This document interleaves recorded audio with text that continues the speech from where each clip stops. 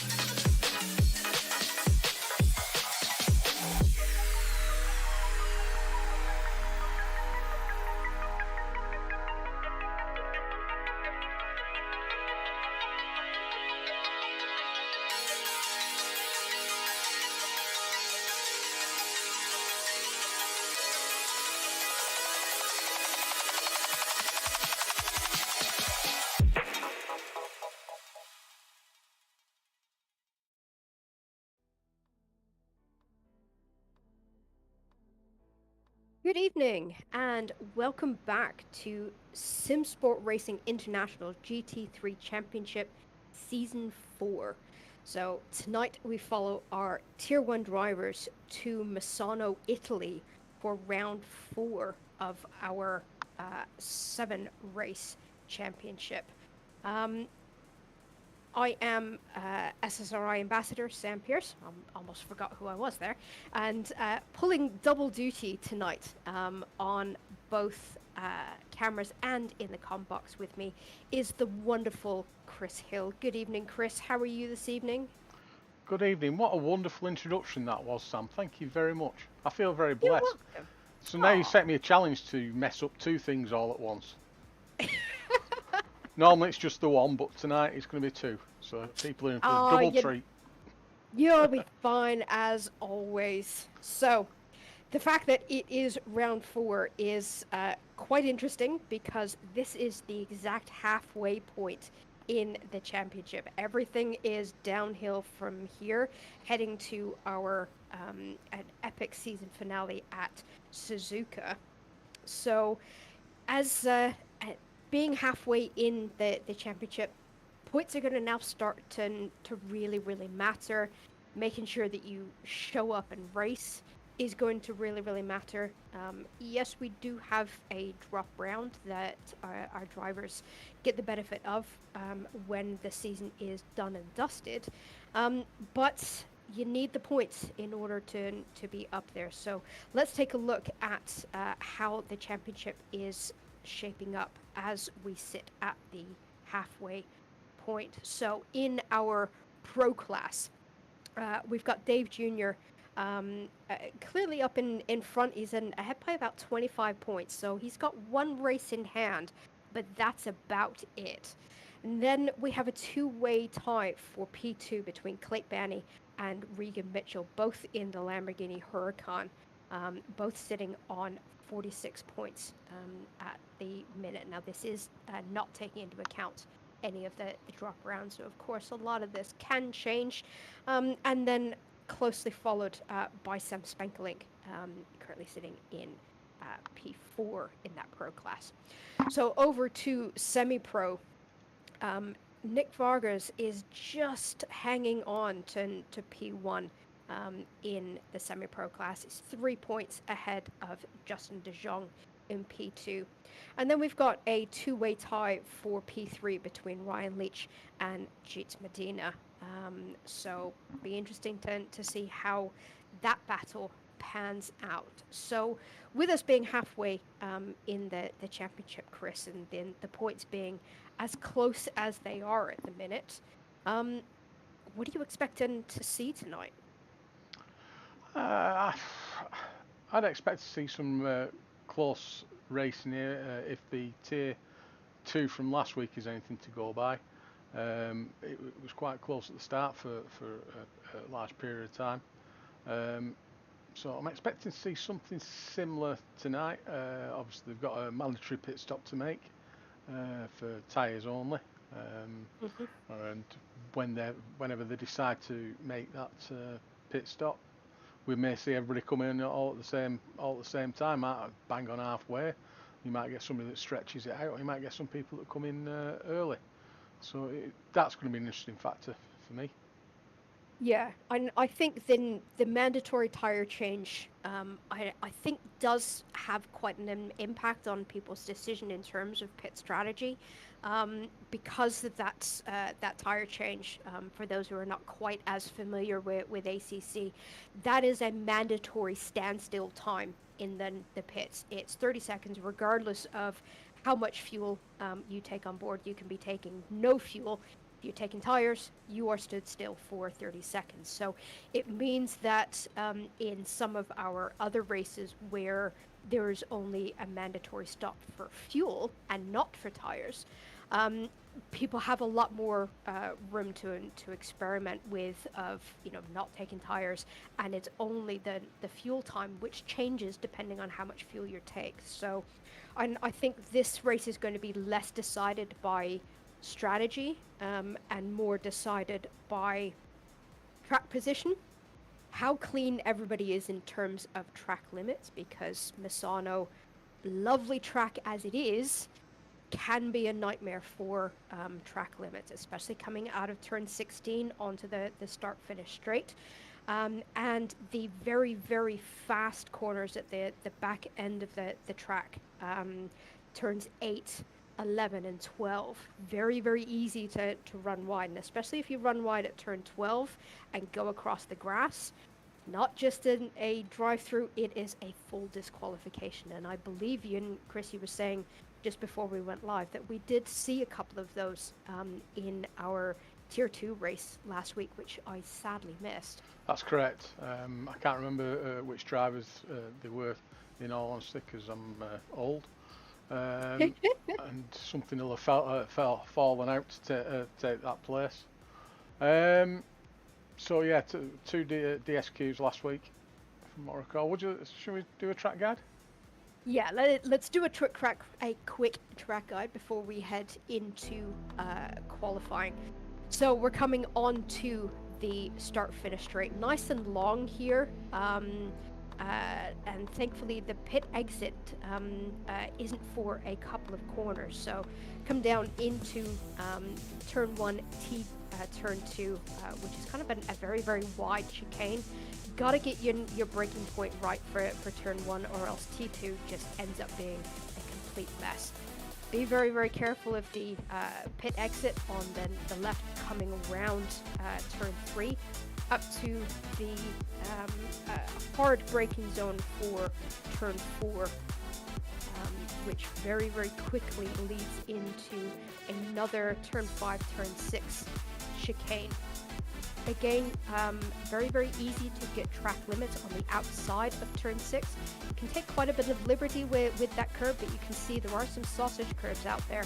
Touch those and you do get a track limit warning. So heading down the main straight, there is a turn in the middle of there for some reason, and then we come into another heavy braking zone for turn 8, starting to come downhill into a 2-turn hairpin of turn 9 and turn 10 for Toronto.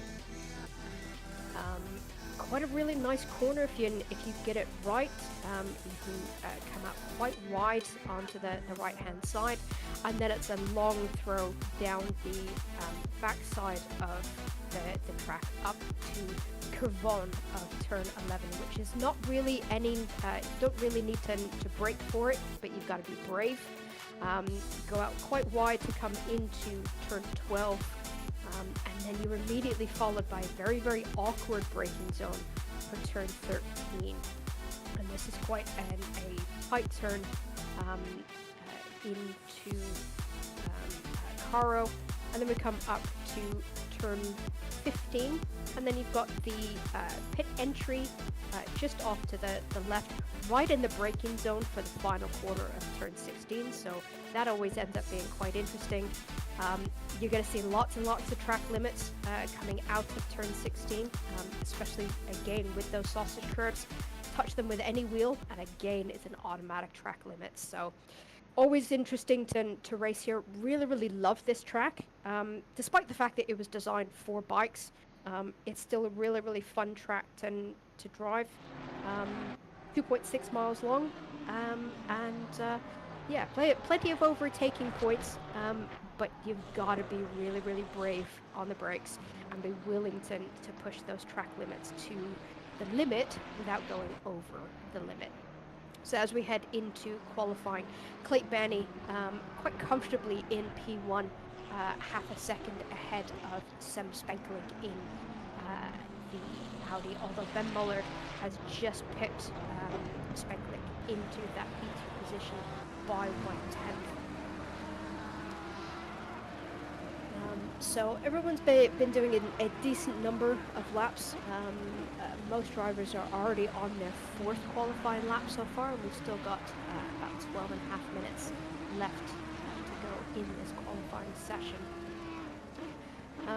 Something that I noticed actually in the practice server midweek is the number of laps that everybody was putting in as practice, probably to test really where those track limits are, and really learn how far they can push the cars outside the track boundaries. But Chris, we were talking about the number of laps before we went live, and the number of lap record does end up going to Peter Brocklin in Tier 2 in our AM class.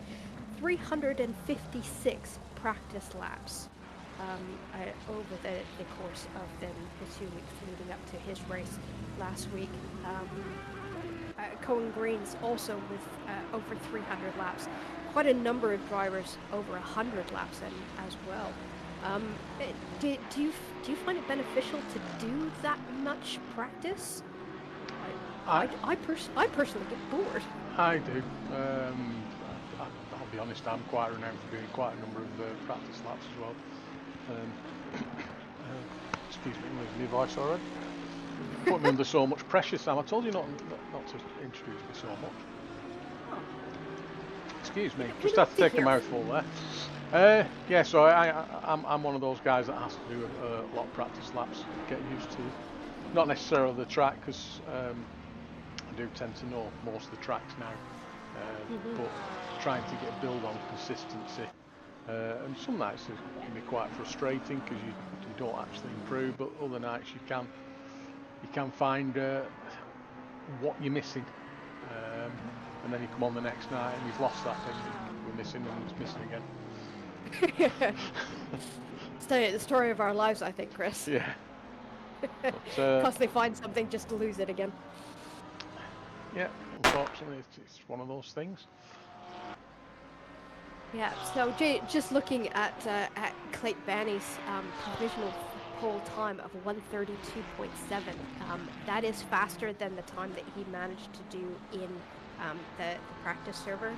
So he's gone 1/10 better on his fastest lap in practice. But then, interestingly, then this is one of those tracks where the real life record is quite considerably faster.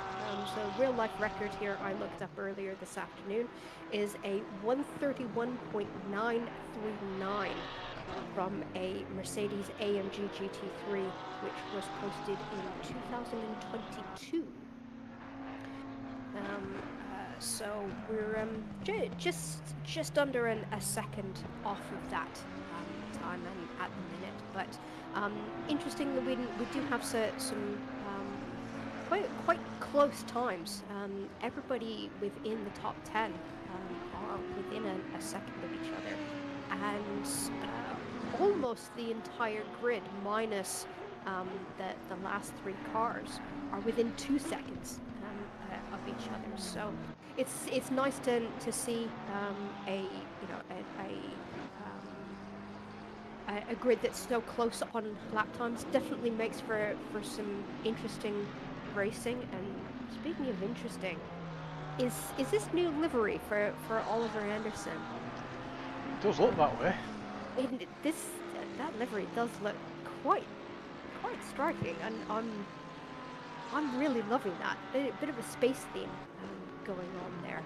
What I'll try and do at some stages, I will try and get the drone cam on it. Yeah, to focus it definitely looks like there's a lot going on there. But, it does look busy. It does look busy, definitely. And in the YouTube chat, we've seen that Oliver's said to Baz's mum, yeah, good evening to everybody in YouTube, so apologise. Said to Baz's mum that he's going to beat him tonight.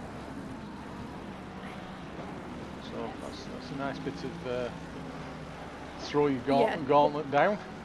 Yeah, but you gotta love Mrs. Van Mellis's response to that of, "Oh, are you?" I thought that was very, very classy. Absolutely. So, didn't rise to it. Absolutely love it. So yeah, thanks everyone to joining us in YouTube land.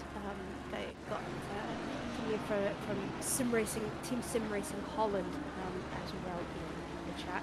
No doubt going to be cheering on their drivers this evening, as well as Pascal Vida, Nico. Oliver jumped in for a little bit before he got behind the wheel. So yeah, shout out to everybody in YouTube, and yeah, definitely keep the comments coming, and let us know your predictions for this evening. Who do you think is gonna win? So Chris, who do you think's gonna win? My money's on Baz. Your money's on Bass. He's Currently sitting in P19, but I'm sure he's up for the challenge. No, in all fairness, I think it's going to be a close run thing between probably the top three that we've got now. Clyde, Andrew and Sam. Possibly coming up at some stage will be Dave Jr. and John Bitton. I'm not going to. You always ask me this question. Who do you think's going to win? There you go. So, compared to looking at the practice times, looking at how qualifying is shaping up at the minute, I am going to throw my hat into the ring for Clayton Barry. I do think that he's going to take this. Try and recover a little bit from the loss at Kyalami. So yeah, I think he's going to be hot out of the gates, and I think he's definitely going to be keeping an eye on Regan Mitchell. Although Regan currently sitting in P7. Just jumped to third. Although as I speak, it jumps up into P3 with a 133.0. So. 0.3 off of Clay. I'm pretty sure that Ben is definitely going to be keeping an eye on Regan. I'm not too sure at this stage of the championship how much attention the drivers are paying to the championship standings at the minute. I know it's something that I personally obsess over. I'm quite bad for that. Even after the first race, I'm immediately on to service and where am I?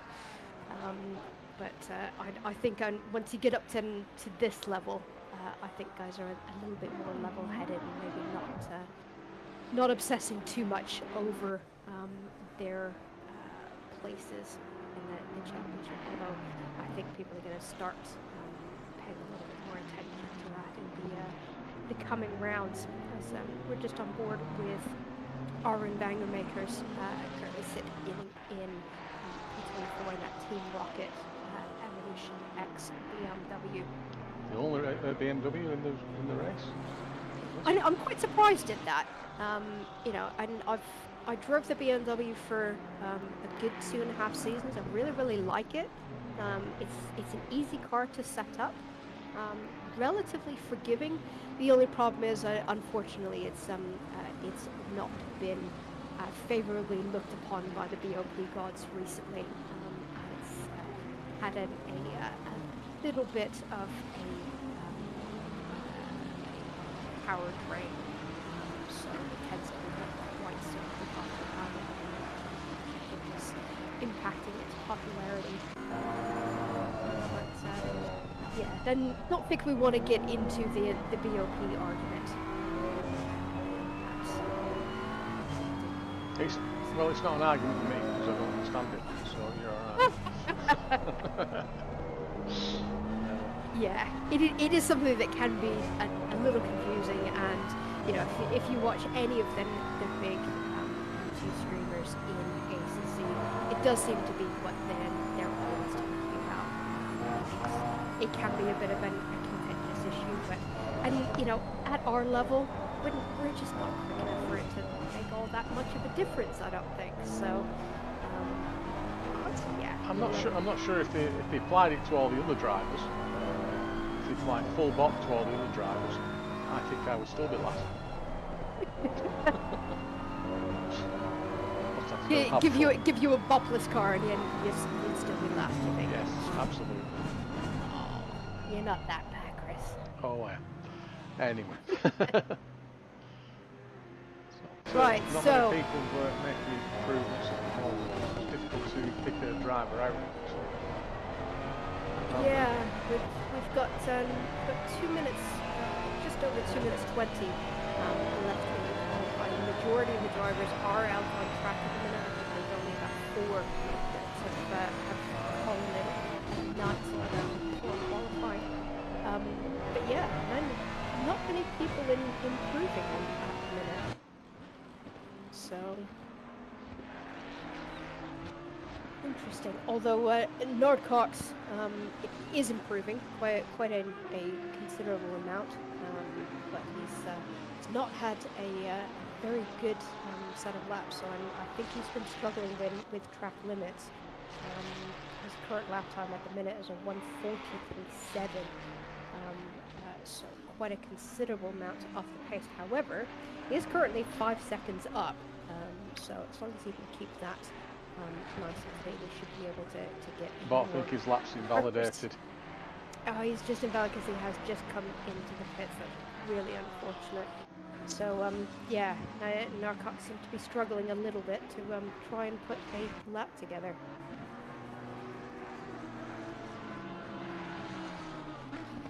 Philippi here could jump up a couple of places if he continues on this lap. He's 0.3 up at the moment.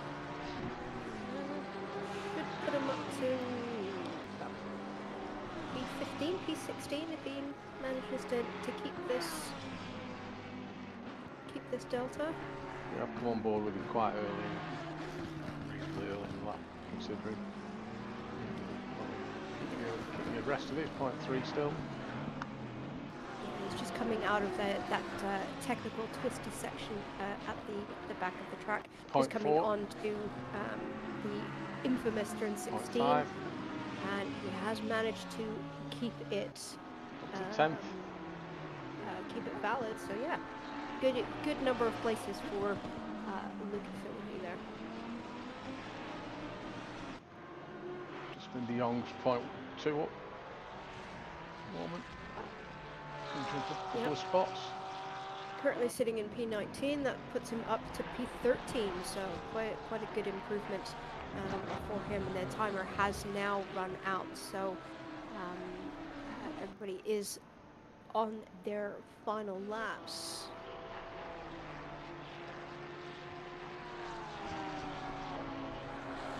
Andrew Richardson decides to come into pits. Click Banny, is he going to improve his time? I don't think so. No, he doesn't. Ben Mullard's a bit close to improve his time. He's not down, he's not up, so let's see.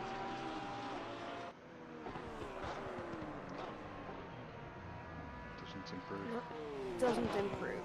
So I believe that is it. Filippini and Van der Kraan still showing as being on track, but I do believe that is our qualifying complete. Filming not permitted by any device, really. Well, technically I'm not filming. Yeah, streaming is not filming. Correct. Right. So, nice to see then the weather being nice and consistent in Italy at the minute. I didn't quite catch what the track temperature was during qualifying. Did you happen to catch it, Chris? I didn't. I think it was around 25 degrees, something like that. Okay. So, nice, good, stable racing conditions. Let's just hope it stays that way for the race. So with the 4 rounds that we've got left, obviously we've got Misano today, and then we've got Watkins Glen coming up next round, followed by Silverstone and Suzuka. Out of those 3 tracks that are left, what track do you think has the potential for throwing the cat amongst the pigeons? I think it's Watkins Glen, personally. Was I supposed to be paying attention to the question? Sorry, I'm just setting the camera up for the race. I'm trying to multitask here. It's just impossible. Oh, I'm sorry, Chris. What are the last Would you like me to repeat? Would you like me to repeat the question? If you won't mind, please, Sam. Yes. Okay. So with obviously we're at Misano tonight. So with the remaining 3 races of Watkins Glen, Silverstone, and Suzuka, which of those tracks do you think is going to throw the cat amongst the pigeons for the end of the championship? I think it's going to be Watkins Glen, personally. I think it all depends on what the weather's going to be. Because if you're at Suzuka in the wet... Oh God, don't even joke about that. That's just my worst nightmare. Really? That's your worst nightmare? Yeah. I don't like Suzuka at the best of times. Throw rain in there as well, and no, I'm just done. Oh dear. Watkins Glen, yeah, you can have some good races there, and it's going to be interesting. And sorry, although I organised the championship, I can't remember what the last race was. Oh. You've got Silverstone in the middle there. Oh, Silverstone's a relatively easy track these days, isn't it? Yeah, yeah. It's kind of the reason why I'm thinking Watkins Glen is going to be the spanner, because of the remaining tracks, it's the newest. Has only been out for just under a year, so people possibly not quite as familiar with the track as they are within the other two. But yeah, I think you're right. Weather could obviously completely alter that. And yeah, so Silverstone, more often than not, Silverstone is ends up being wet. So that could be fun. You ready for a grid walkthrough, Sam? Yes, let's do a grid walkthrough. So on row 1, we've got Clayton Banney lining up alongside Andrew Richardson. Then we've got Regan Mitchell on row 2 alongside Sam Spanklink. Then we've got Ben Mullers lining up alongside Dave Jr. Then we've got Martijn van der Kraan alongside Vincent Velsack. Then we've got John Bitton and Nick Vargas running up row 5. Then we've got Luca Filippi alongside Aaron Cleaver. Then Justin DeLong alongside Mike Ambrinosa. Nutz Medina not really having a very good qualifying outing, coming in P15, lines up alongside Oliver Anderson. Then we've got Sander Vale lining up alongside Tim Kroll. Then Bas van Millis, P19, sits alongside Patrick Tractor. Then we've got Thomas Van Schaik sitting alongside Ryan Leach. Then Aaron Wagenmakers in the BMW alongside Dennis Workman. Then Nick Daly sat alongside Nelson Ambrinosa, and on the very back row, on his own, is Nard Cox. Wasn't able to get a representative lap on the board for qualifying, and pulls up the back of the grid. So, 15 seconds to our formation lap. Quite a long formation lap here. So getting that tire temperature up high enough, especially brake temperature. You've got a really hard braking zone down at the bottom of the start finish straight coming into that chicane. I've quite often seen a couple of cars just sliding out wide on lap 1, turn 1 here at Misano, simply because they haven't managed to get those brakes quite up to temperature. And a lot of people do focus so much on getting tire temperatures up so that they've got grip, and they kind of forget about the brakes, especially on tracks where you have a really heavy braking zone at the end of the straight. Really important. So I think those drivers that use the trail braking method to bring the tires up to temperature do tend to be a little bit better off in terms of getting the brakes up to temperature, as opposed to those that just rely on moving the friction to the tires, something that I do not do at all, because both times I've tried it, I have span on the formation lap, and you just do not want to be the donkey that does that. Oh, do you? No. It's a talking point. It is a talking point, but it's embarrassing. Because you know, without a shadow of a doubt, that the commentators will have spotted it. No. And that they will call you up on it. No. They won't do that. Nasty cameramen don't go and find things like that. Sure they do. Alright, yeah, we do. Yeah, you do. Which is why I do not do it at all. So yeah, I am very much a trail braking to warm up tires, although it's not as effective in the 1.9 version of ACC than it was in 1.8. If you noticed that. I've not really driven much 1.9 to be honest.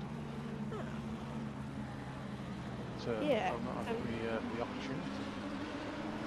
Yeah, bringing heat radiation from brakes doesn't seem to have quite as much effect as it used to, so we've got to properly stamp on the brakes to get that trick to actually work. But looks like the cars have been given their double file notification just as they are coming up.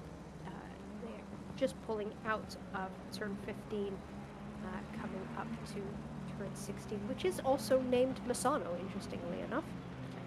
So you've got turn Misano at track Misano. Ah, right, okay. Which is in San Marino. Just to confuse you, yeah. So as everybody is lining up down the start-finish straight, and we are green. So it looks like Clay a little bit slow on the pickup there, and has already lost a position. Although he does have then the inside. I think Andrew Richardson is going to keep this. Clay just gets a little squirrely and, unfortunately just slides into that the black car. I think that might have been Regan Mitchell. As Yeah, it's quite possible because he's all the way down there now with Regan.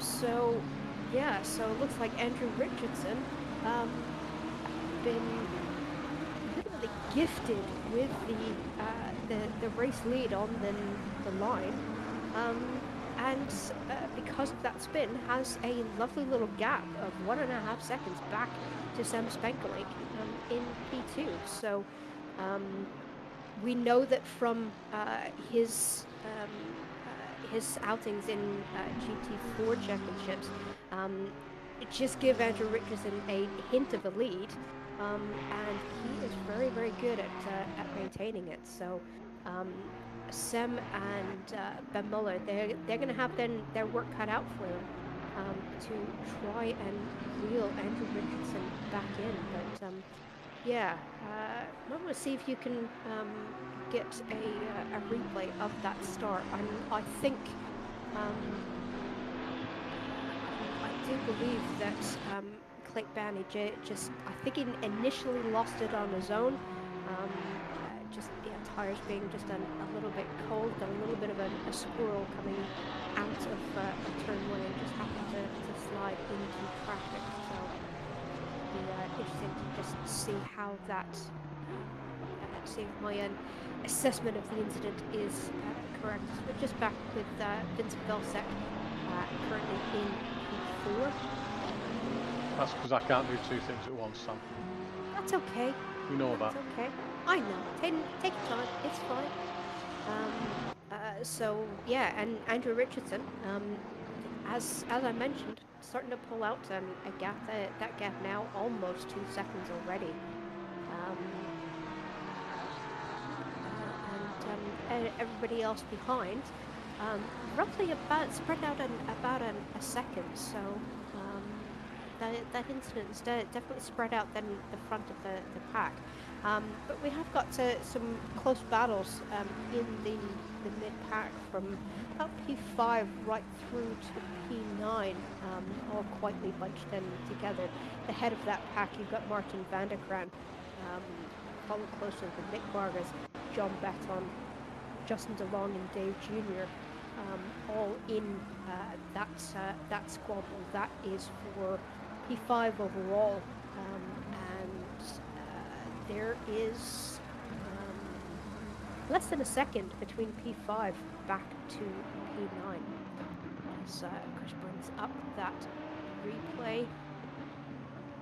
So yeah, just coming out of turn 1 and seeing Clayt just have a little bit of oversteer, and I think Sam kind of initially nudged him round, and yeah, unfortunately having a spin facing the wrong direction on lap 1 is literally the worst place that you can possibly be, because you have to let the entire pack past you before it is safe to rejoin and get that car pointed back in the correct direction. So I'm just noticing that we do have a car in the pits currently, and that is Dave Jr. So our current championship leader currently sat in the pits. I'm not sure if that's I do believe that is for damage. He has now, I believe, left pit lane, and is just making his way back out onto track at the minute. So I believe, as we were discussing that, I think there's been a coming together with Aaron Wangermakers. There is. Saw with him and car number 18. One of the Abernols. A little bit of a coming together, and Arwen has had to return to garage, so probably quite a considerable amount of damage. And then on top of getting that damage corrected, he is going to have a controls lock, because he used escape to get back into the garage as opposed to riding back under his own steam. So cutting a couple of yellow flags at the minute. Definitely been a exciting start to the race, as it is. So it looks like Tim Kroll is just off the track as well. So has managed to get going again. This is going to get some figuring out, Sam. So the red car is Arwen. Okay. Goes for a dive on it. Oh. Spun round. Okay, manages to survive that. And then turns And into then Nard. get absolutely mullered into the wall.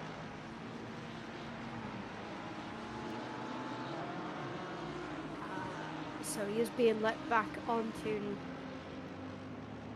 track. Does manage to keep going. He must have had too much damage. And then, yeah, figured that the car is too dangerous to get back to track. Still in the pits as well, hold on. Decides to use his get out of jail free card, and it does look like he has now left the server, unfortunately.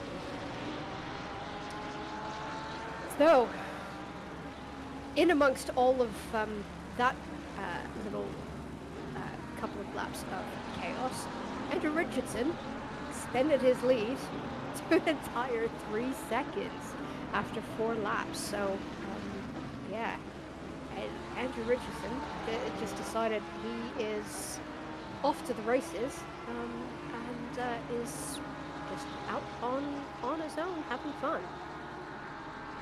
It's alright when you can do things like that, isn't it? It is, yeah. I'd love to be able to have races like that when I'm 3 seconds in the lead, and lapping 2/10 quicker than P2 as well on top of it. So this is quite a tasty little fight for, this is for P6, P7. So, well, this is.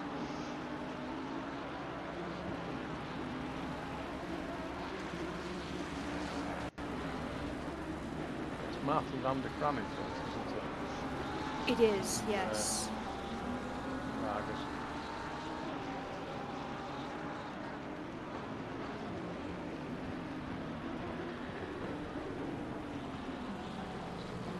Yeah, so Martin's been quite consistent in the first two races of the championship, but missed the last race out at Kyalami.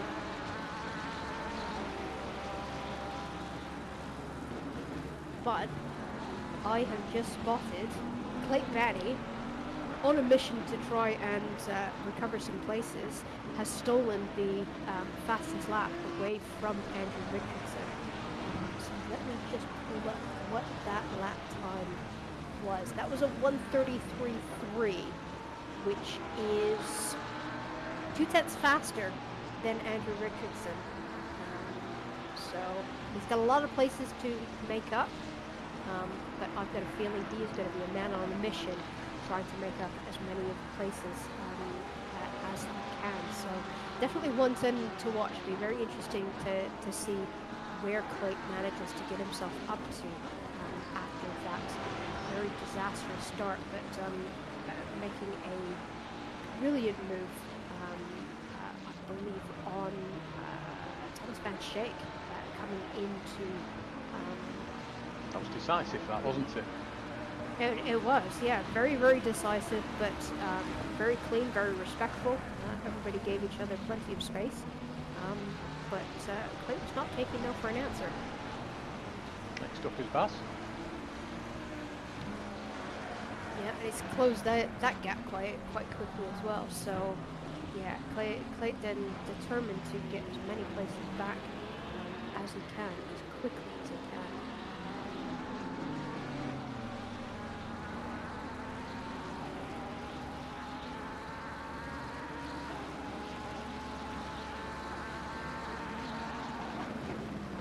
Where he'll make his next pass. Back onto this corner.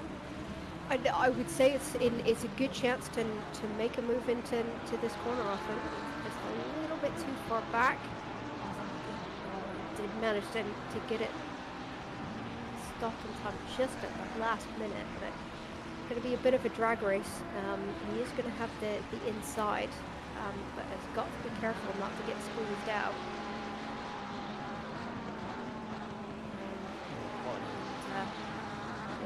I think Bass does the intelligent thing and not pushes that too hard, or that could have quite easily ended in tears. So I think that was the intelligent thing to do from Bass, to let him quick go. It's clearly in a different class and considerably much quicker. They would have ended up losing time to Thomas Van Schaik, who was quite close behind him, so he didn't want to lose too much time fighting a battle that wasn't really worth fighting.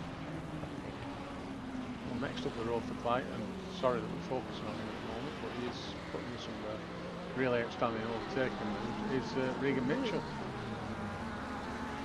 Yeah, so then these two had quite a interesting battle out at Kyalami last round. So definitely a lot of respect from these two drivers, but Clayton's definitely going to want to get past Regan as soon as he can. Although it looks like Regan might be being held up a little bit by Sander Bale in the very, very brightly colored Ferrari just ahead. Sander Bale just a little bit of a kind of in the bottom so considerably 1.5 second gap between Sander Bale and Mercedes 15.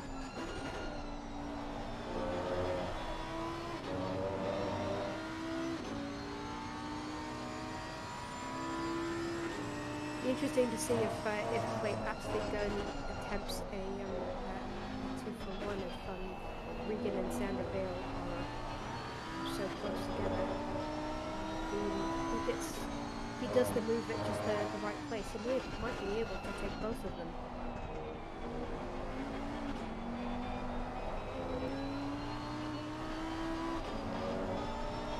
Bottom right hand is flights on board. Top left is Regan's rear ring. Ring? Wing. Say that 3 times fast. Nope.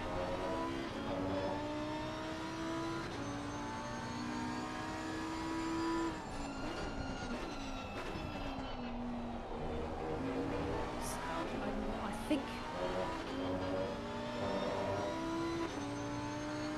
they might have it coming down into.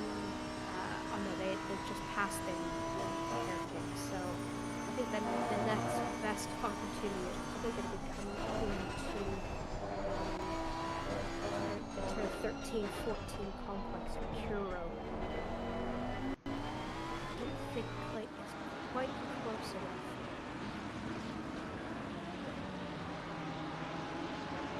Who gets the better exit out of turn 16 into the main straight. Looks like Regan went a little bit wider there than Clayton did, but not too much advantage.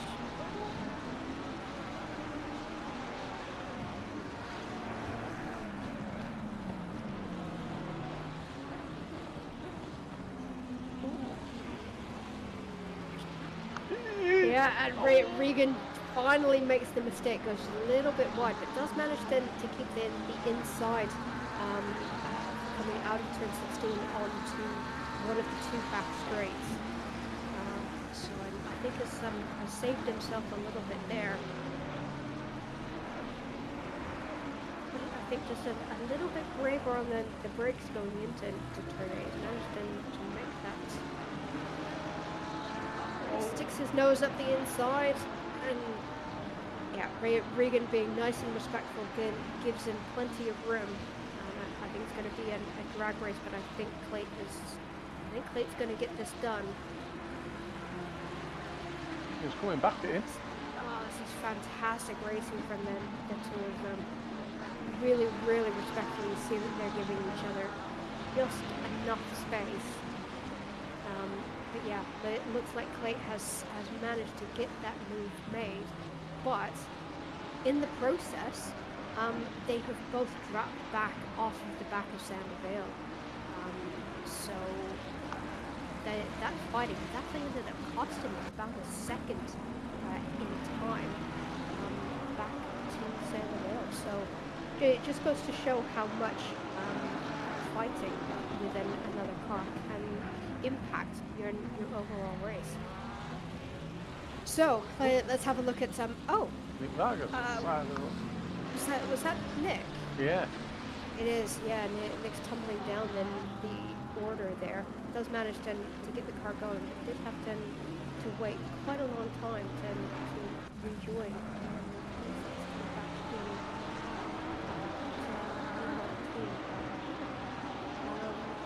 We're on board with Aaron Cleaver as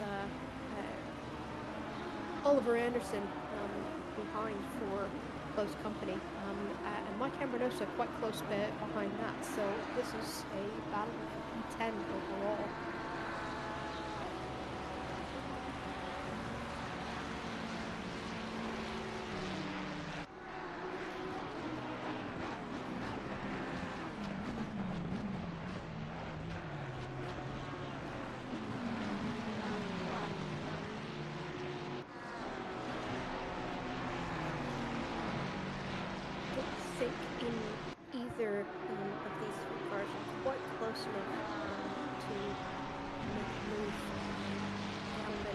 Although I've got to say, Oliver Anderson pushing those track limits coming out of the final corner.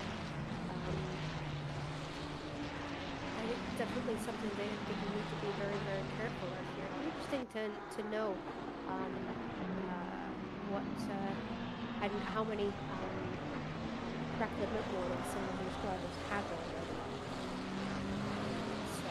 And everyone's been pushing quite a lot in these early stages. Well, it's one of those things that we can't see unless it tells you. I know, it's really unfortunate. It doesn't tell you on broadcast, right? I'm not sure if it tells you on pit wall.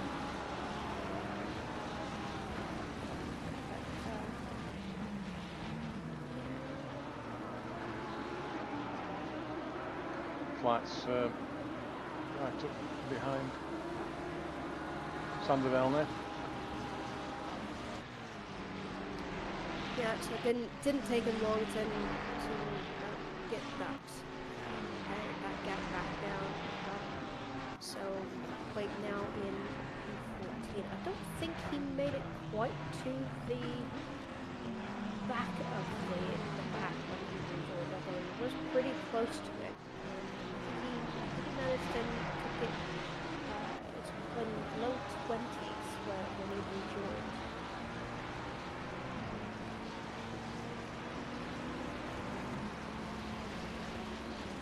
And then this is something that you know, I think sometimes be difficult for very quick drivers to be behind a driver that is considerably slower than they are. It's very, very easy to misjudge where they might brake a lot earlier and unexpected. Some rear end accidents can easily happen in that situation. But I think Sandoval thought the better of fighting Blake too much. Let that fight go. So put Danny up into P13 for Team Shazoo. And Regan's quite easily following him. Well, he's just followed through on Sandoval, as you've seen on screen.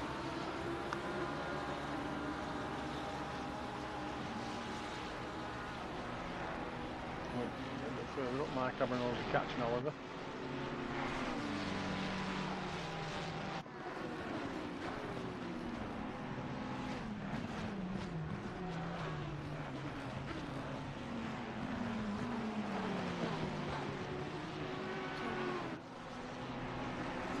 Interestingly, Oliver dives to the pits. Well, actually no, not that early. It's only about 2 or 3 laps ahead of halfway point. So I think Oliver might be then the first one to blink, but I would expect a number of drivers then to start thinking about pit stops at the minute. But I was just noticing that our leader, Andrew Richardson, and the top of the field, Sam Speckling and Van Muller, now have lap traffic to contend with. So I was looking at the overall track map and noticing that car number 6 was showing as being at the front, but that is actually Nick Vargas. Who we saw at the side of the road, didn't we? So exactly, yeah. So he's going to. The leaders are going to start having to overtake some lap traffic. I do think he's the only one that's in there at the minute. But as pit stops start coming in, no doubt the leaders are going to have a few more lap cars to contend with. Personally, I actually. This is something that I keep an eye on when I'm in the car leading up to a pit window, is actually taking into consideration the cars around me. Choosing my pit strategy at the time when I decide to come in for a pit stop, based on if leaders are catching me, or if I miraculously do end up being at the top end of the field, looking at where laps cars are starting to come out. So I would expect within the next sort of 7, 8, 10 minutes, we'll start seeing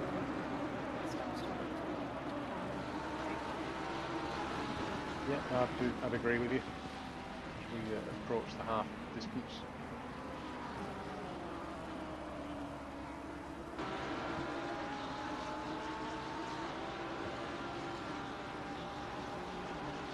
Light on Aaron Cleaver now. He is Carving his way. Oh, a bit close. And it was. This is what I was mentioning earlier. Is that it's something that faster drivers need to be aware of. Is that cars that are just not on their level, they're going to be braking earlier. They're going to have slightly different lines than you. It's really easy to run into the back of the car under those circumstances. I've had it happen to me as the slower driver and a couple of times.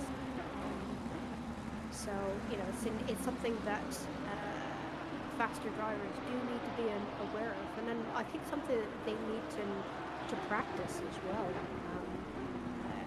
How to be a fast driver amongst slower cars, because you never know when this sort of situation is going to present itself, where for whatever reason, because of an incident or something like that, you're out of position, or possibly qualifying or something like that, that you find yourself in amongst drivers that you're not normally driving around.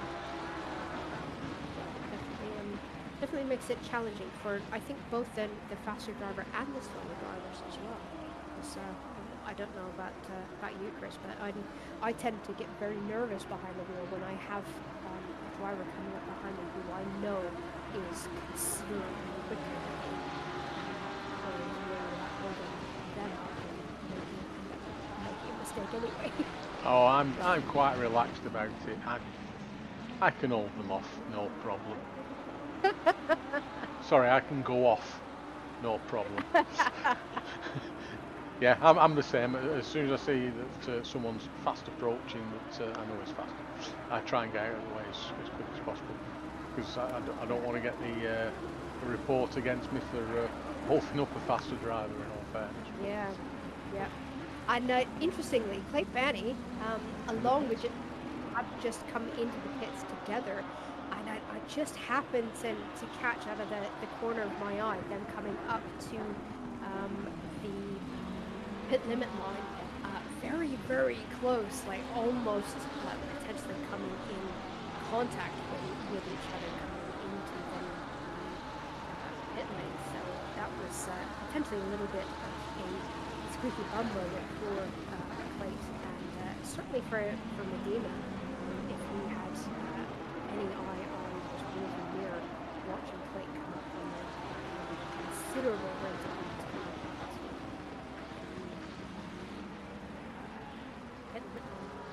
So this is on board with Clay in the picture-in-picture. So let's see if anything flashes up that we don't want to see. And certainly Clay don't want to see. Also, the pit exit line is quite a long way down than this pit straight. So just past it now, and yeah, he did manage to get the car pulled up just in time. So as we mentioned, quite a number of drivers now starting to take their mandatory pit stops. Paul currently in, see Seb Spenkeling has just jumped into it, as well as is the Philippine. So lots of cars coming in and starting to get their pit stops out of the way. So I would expect majority of drivers to have their pit stops done sort of within sort of 5 to 10 minutes. There's no point really in pushing tire longer than you need to in this time of the race, where tire changes is mandatory. Time that you're going to lose on less than optimal tires, you're not going to gain that back in the pits. So unless you're making a strategy call based on cars around you, there's kind of really no point in hanging it out any longer than somewhere where that happened. As we are just watching the battle with Justin DeLong and John Baton, I think? Martin van der Kraan. Oh, sorry, sorry. Top view. Yes, you're right. Absolutely right. Top view. Justin de Jong and Martin van der Kraan. In the bottom view, John Baton and Vincent Spilcheck. Okay. Sorry for interrupting you there, Sam.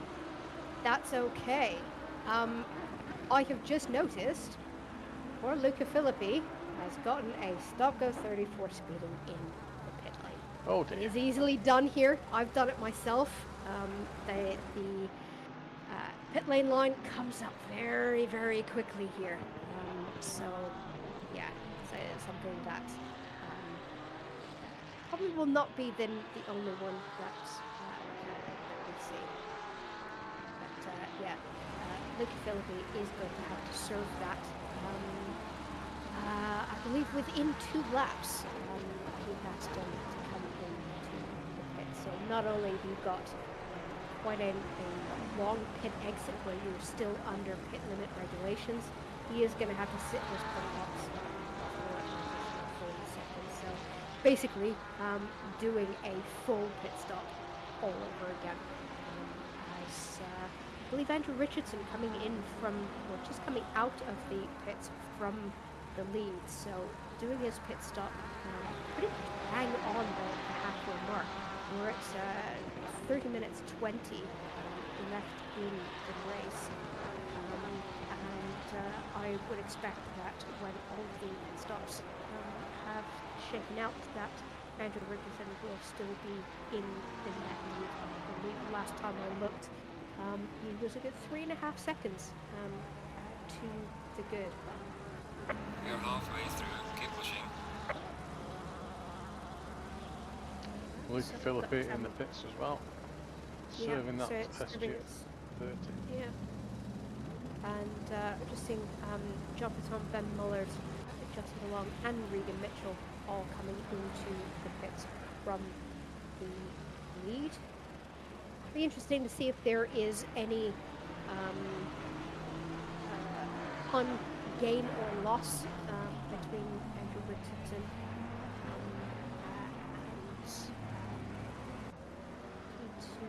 and who was still Sam Spankelin, wasn't it? It was, yes. And that gap now 5.9. So either Andrew Richardson had a perfect pit stop, hitting his marks bang on, or Sam Spankelin potentially having a slightly less than optimal pit stop, because that has lost him about 2 seconds in the overall pits. So yeah, Andrew Richardson further in the lead. Oh, I was just about to say the timing board hadn't quite gotten around to updating, and it was showing Ben Mullard being green out of the pits and ahead of Andrew Richardson, but honestly they had not gone through one of the 3-sector timing boards, so the timing board hadn't updated. Threw me there for a second, but yes, Andrew Richardson still definitely in the net lead by a comfortable 6-second margin.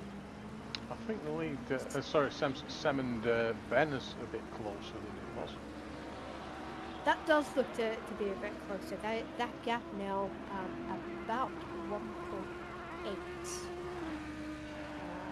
that right? It's just gone to 2.1. It just gone up then to 2.1. So yeah, I do think that has condensed a little bit. Just trying to remember the last gap that I saw before they went into the pits. I think that was about 2.5 seconds.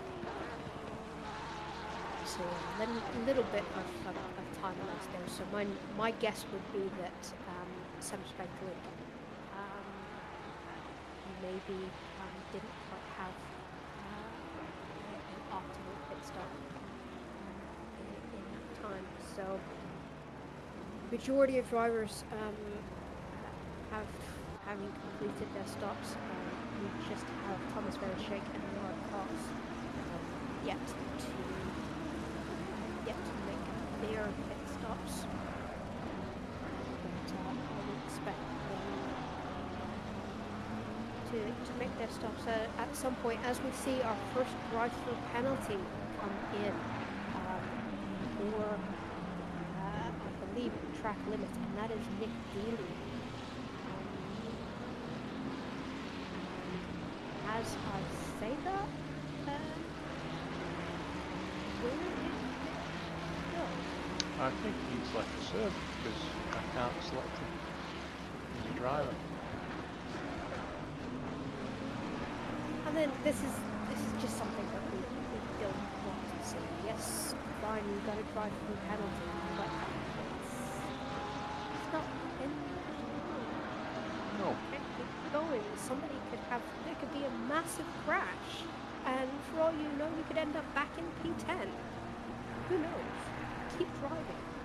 But hey, I say this time and time again. Pretty much every single time I commentate, I mention this idea of just having them just keep driving. It's all experience. It's all practice. It's all good fun. You know. So, you know, your race may not be going 100% to plan, but there's always something to learn. There's always something that you can benefit from. You never know what could possibly happen. You know, your race turned on its head within a split second. That exact same thing can happen to somebody else. So we're just on board with Regan Mitchell, but a very, very interesting fight behind him between Dave Jr. and Mike Ambrose. Aaron Cleavers and Nick Vargas getting in on this as well. So 2 by 2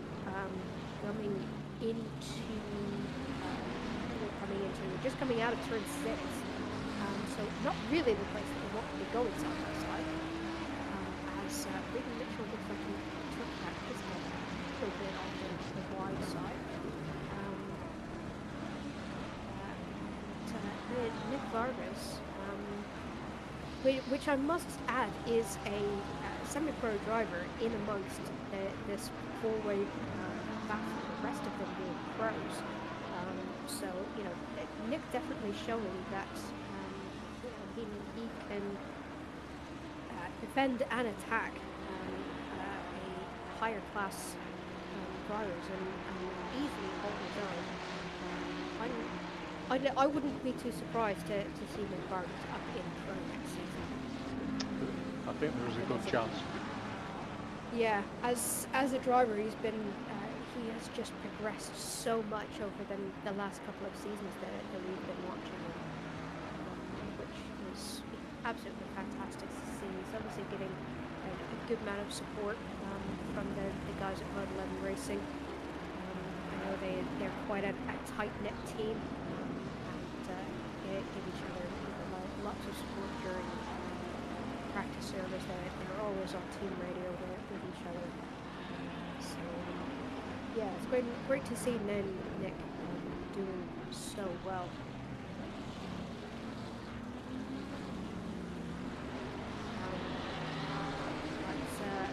Yeah, I've just gone to look to see where Clayton Vandy is. He managed to get himself up to P6. So this is an absolutely brilliant recovery drive from Clayton. He's doing all right, isn't he? He is, yeah, and an excellent recovery. So yeah, fantastic. We've got loads of battles in this midfield. Spoiled for choice, don't we? Yeah, that's why I'm trying to show a dual screen of the battle, but they all seem to be on the same screen. So yeah, in the bottom, we're on board with Bernard Cox. I believe that is very, very bright Sander Vale behind him, and then of course we've got this four-way battle up in the top right. Big Vargas, Mike and Manosa, although I think Regan Mitchell has kind of pulled away from this battle a little bit. Are you thinking that red car in front is Regan? That one? It is, isn't it? No. No, sorry. That's Mike Cabranosa. That's Mike Cabranosa. Right. Regan's in the black Lamborghini. Okay. Sorry. Apologize. No, that's my apologies. No, not yours. I feel like I shouldn't correct you or something. Why? Because I know when we come off stream we'll be shouting.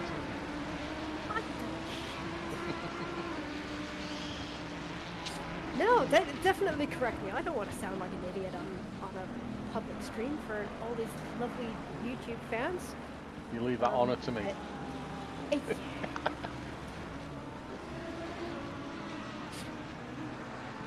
Aaron Cleaver's just got past somebody. See, that's helpful, isn't it? I think that was Dave Jr., to be honest. Dave Jr. having a strange race here. Yeah. Yeah, I'm kind of feeling he's not quite gotten the hang of this track. I'd like to see how he did in pre-practice during the week, and unless I'm being blind as a bat, he didn't put in any practice laps on the public server. Now that doesn't mean that he didn't do any practice, but it's quite possible that you know, when real life has interfered with his practice leading into this race. How dare real life do that? Oh, I know. Silly real life. But yeah, then Dave Jr. You know, leading our Pro Class Championship coming into this race. Kind of stuck in the midfield in the 15th. So yeah, it's not a great race for Dave this time around, but still got plenty of races left in the championship. As you know, Sandervale, a little bit of something to think about with that very, very bright acid green Ferrari pulling alongside out of turn 10. But Dave Jr. does manage to keep the position coming down in the second half straight. Somehow I don't think Ferrari would approve of that color choice.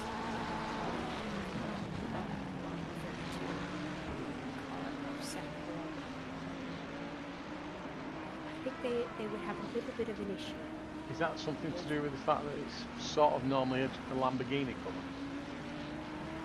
Well, I don't think it's more the fact that it's a Lamborghini colour, and it's just from what I've heard, and this is only social media that I have to go by, so, you know, take it as you will. But apparently Ferrari are very, very protective over their colours. That the colours that are allowed by Ferrari are the only colours that are allowed by Ferrari. And making a Ferrari that is quite an interesting acid green, as Sandervale has, would probably be frowned upon by the people that suspect. But thankfully, it's highly unlikely that anyone from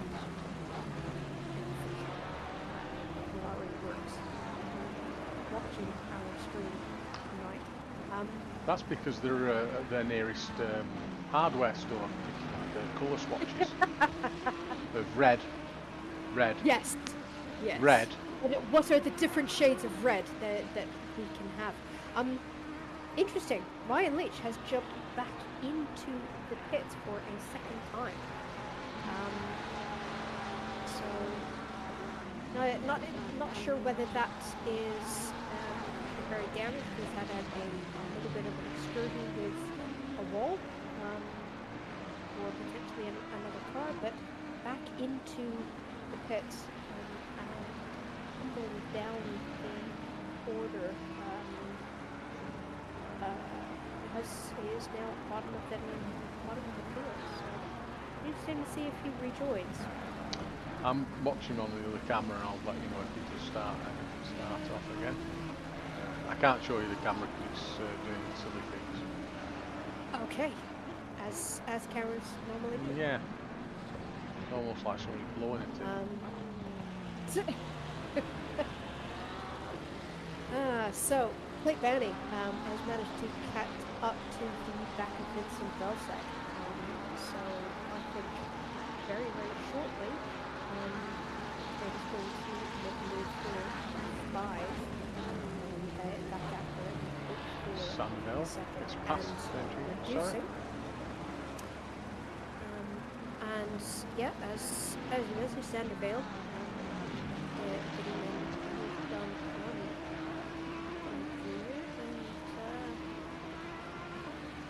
for a second there, it looked like Bass was going to have a go at him as well.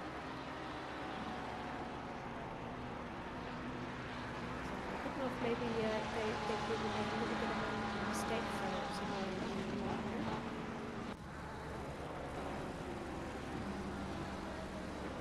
On with Clyde. I'll jump back to the other one shortly. So I suspect that this will not take very long to get done, and like we are a nice tight line into turn 4, turn 5 at Rio. So interestingly, a bit of a fun fact for you. Only half of the turns at Misano actually have track names. So turn 3 has been named Variante del Parco. Of course. And then of course. After Turn Steve 4 Parker. After Steve Parker, yes, of course. Turn 4 is titled Rio. 5, 6, and 7. 7, I honestly don't understand why they've put a turn number in the middle of the first back straight. There is just not a turn there. I don't get why they've put a turn number in there, but they have. And then turn 8. We were discussing the pronunciation of this corner before we came on air. I think it's Quercia. I'm not too sure. Any Italians in the YouTube chat, please feel free to correct me. Well, to be fair, Sam, if they're corrected in the YouTube chat, it will only be by typing it out. Yes, but you can type it out phonetically so that I That's a understand. big word for a Tuesday. Word? I could come up with some bigger words. No, if you no, want. no. Smiles. No.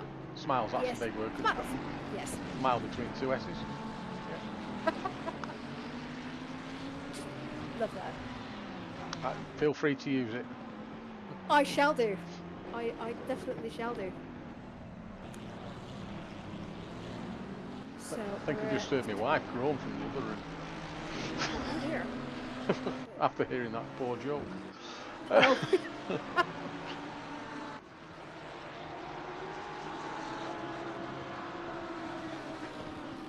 Decided to go on a random camera spree there for some strange reason. I was going to say I was about to comment on Nick Vargas, and then you jumped on There to you rigging go. stuff. Back with Nick, yeah. So if I remember correctly, Nick ended up in a little bit of a tight spot on lap 1 as well. So he's had quite a good recovery drive to get back up into P12. If I remember correctly, I think at one point during lap 1 or lap 2, he did end up pretty much right at the back. We saw him at the side of the track, didn't we? So he's managed to get a good 10 places back. So really great recovery drive. And consistently, Nick Vargas has ended up being the quickest semi-pro in a lot of our practice servers. So yeah, great things for Nick Vargas. Definitely look forward to potentially seeing him in pro next season if he continues to improve then the way he has been. So certainly expect to see him up there. Yeah, it's one of those drivers that has quietly come through, improving each race.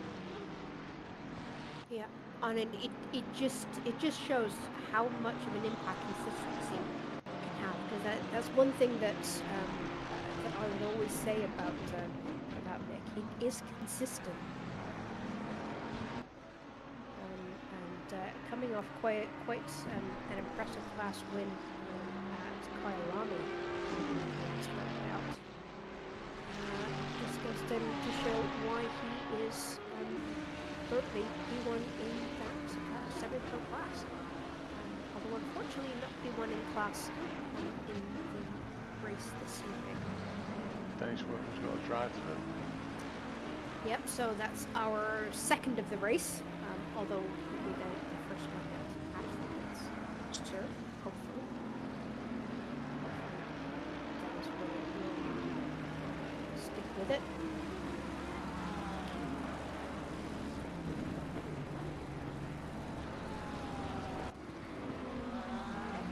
Mitchell quite close to Martin van der Kramp now as well. Yep, that gap 0.3 of a second. Not that much of a gap to Justin DeLong ahead either, although that gap is just increased.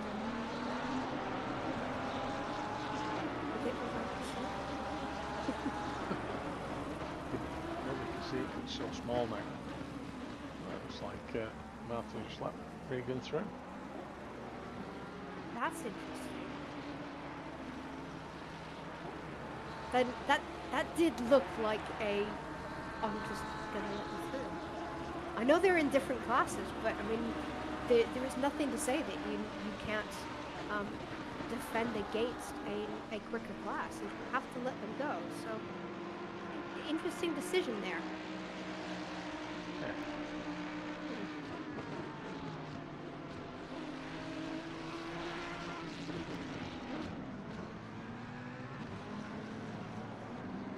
Martin's quite happy with his nearly 8-second lead over third place in the semi-pro.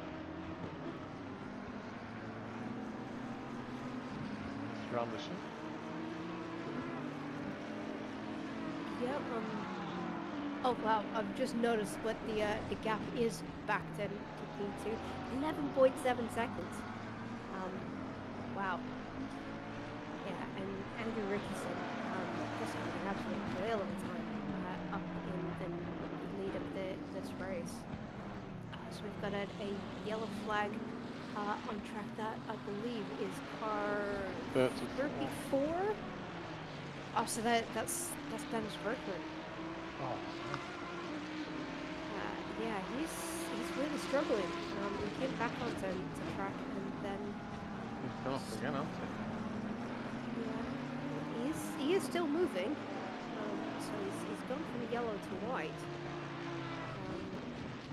So yeah, I have a feeling that Dennis might be fighting with some damage. Is just hoping to not have to hit the is that Narcox? It is. Behind the yellow and blue.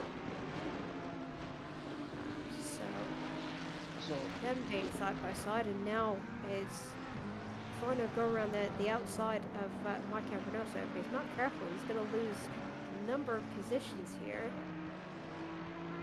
I think Aaron Cleaver thought better of pushing that advantage too much. But yeah, a little bit of a mistake there by Nick. Let Narcox through and increase the gap up to Marco Manosa as well.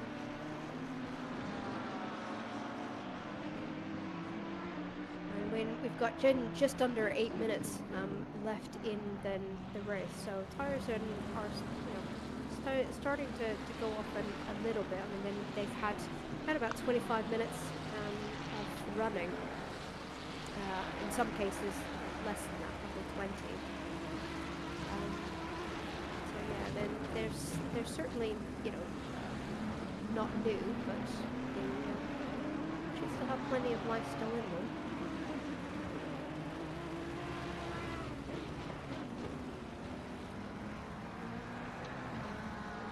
Like Barney, but still moving forward with some speed.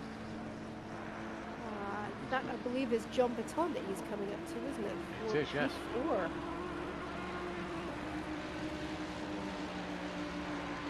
I think Plate and John had a bit of a battle.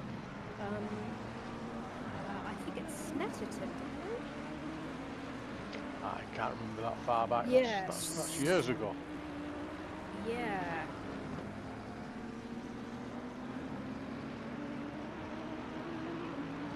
Yes, so they had they came in P1 and P2 at Snetterton, and if I remember correctly, I think that might have been the race where position was actually decided literally on the final corner, if I remember correctly.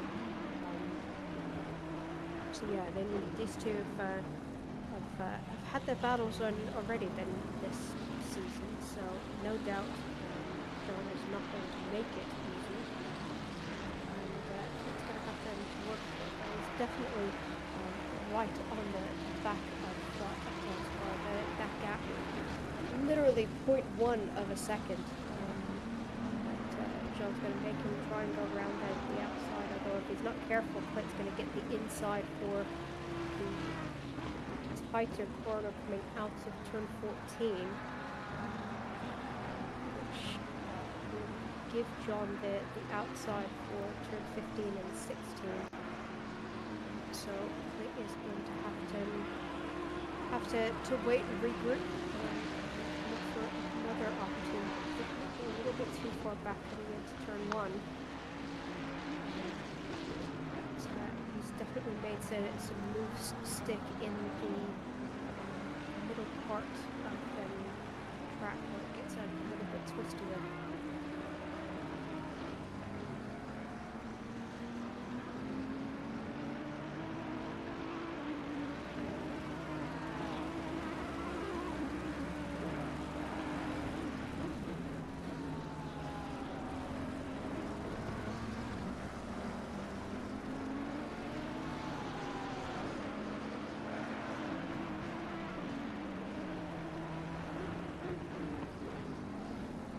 When watching this and at the minute, John seems to be doing all of them the right things, not really compromising his lines too much to ensure that he's getting really good exits out of the corners. So it's forcing Plate to try and pick a moment to get this move done. He's going to have to try and force John into making an error, I think, but at the minute. John's looking quite cool and collected under pressure here. Just hitting on all of his apexes, getting on the power nice and early. He has gone quite a bit wide there, so going over those single policemen on the outside that corner, I do believe he's going to get a track warning for that. Top screen's looking interesting as well. It's difficult to watch. It's three battles on one screen.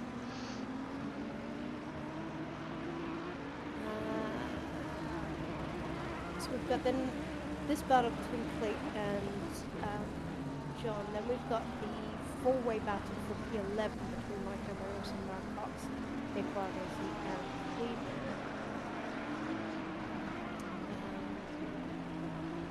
I think are then the two main battles on track at the minute. Dennis Workman still in the pits. I believe he is going to call it a night from the pits, but he's at least going to finish the race and still get a couple of points. So it's worth staying in the circle just to collect those extra few points for actually finishing. Mike goes down. Ooh. Clobber. And as we were watching that, Clayton has managed to get the move done on John Catan. So that is Clayton Banny up into 4. As this battle has been going on, Ben Mullard starting to come up onto the back of Sam Spankley. That gap, half a second. It did flash up green on my screen a moment ago, so that battle could heat up. Not got much time to do it, so we're 1 minute 45 left in this race. Where is the leader at the minute? So the leader is just coming out of turn 10, so I think we're going to get one more lap after this.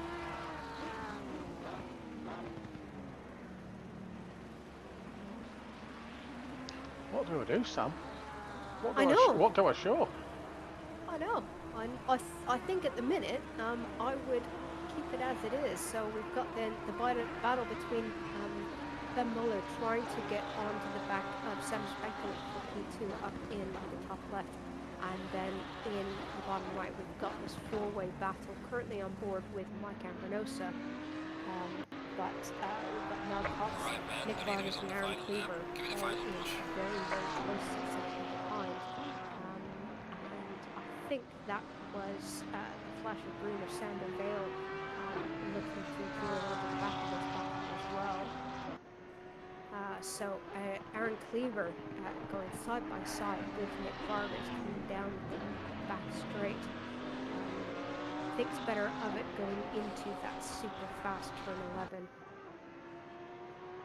And just backs off a little bit.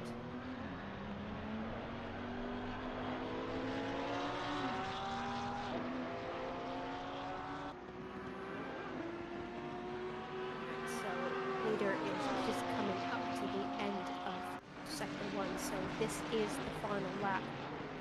If anyone is going to make a move, it is now or never.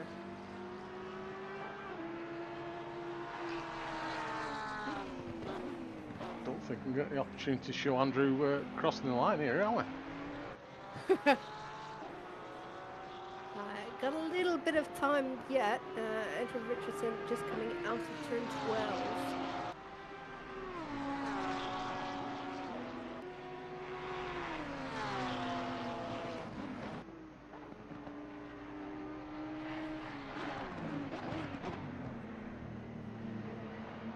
Nick Vargas going for a massive dive.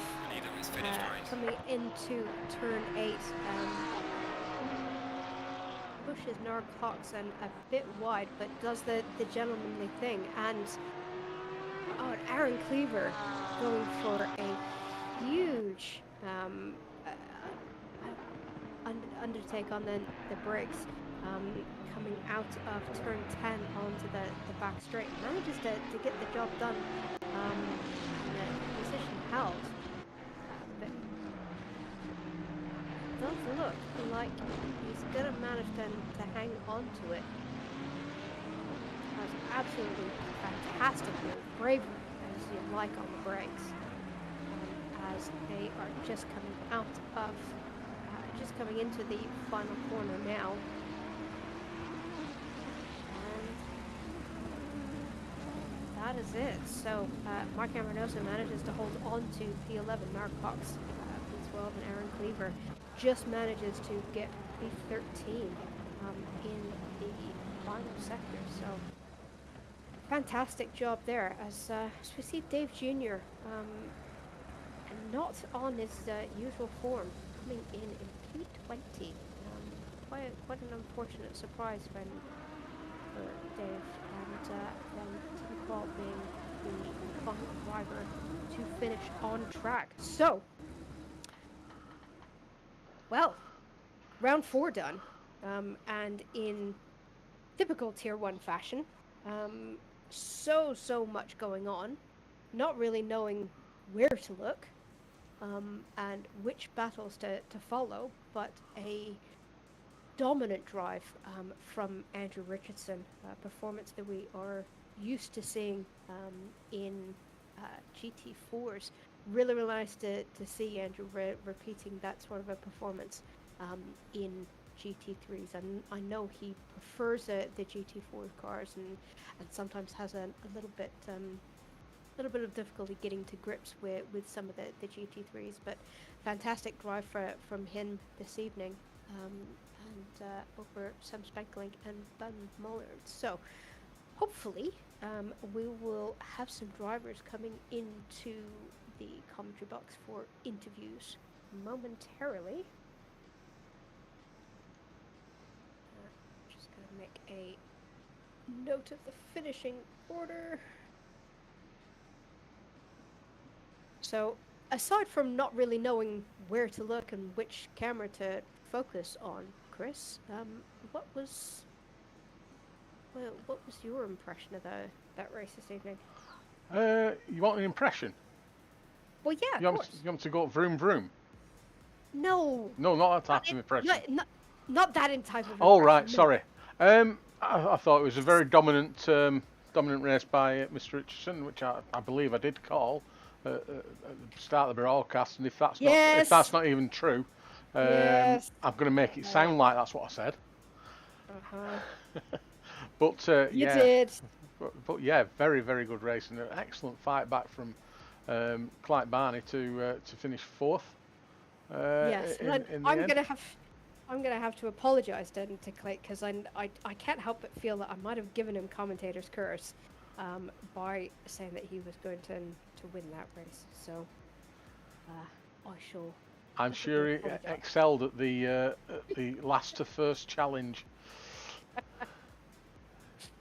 Yeah, it's always fun to watch a skilled driver attempt to pull that off. It's always interesting to see, and I think is then the sign of a genuine quick driver and a good driver if you can manage to cut your way through a field like that. So we do have some drivers in the interview holding area, so I'm just going to pull in our race winner, Andrew Richardson. Good evening, Andrew. Congratulations. Hello, thank So, how was the race from your vantage point? Not really a whole lot for you to do after lap one. No, not particularly. Had a decent start round the first two corners. Think I probably would have just been ahead of Barney anyway, and then I saw him spinning behind me, so Yeah. left there thinking, nice, that's a 1.6 second lead, and went from there. Yeah, and it just managed to improve that lead lap after lap after lap, and I do believe it was over 14 seconds by the end of the race. Is that about right? Yeah, something like that. I was obviously had Sem behind me, and I know how quick he can be, so I was pushing hard in the first stint and getting a couple of attempts each lap, and then towards the second half of the first stint, I guess his tyres fell off a lot more than mine.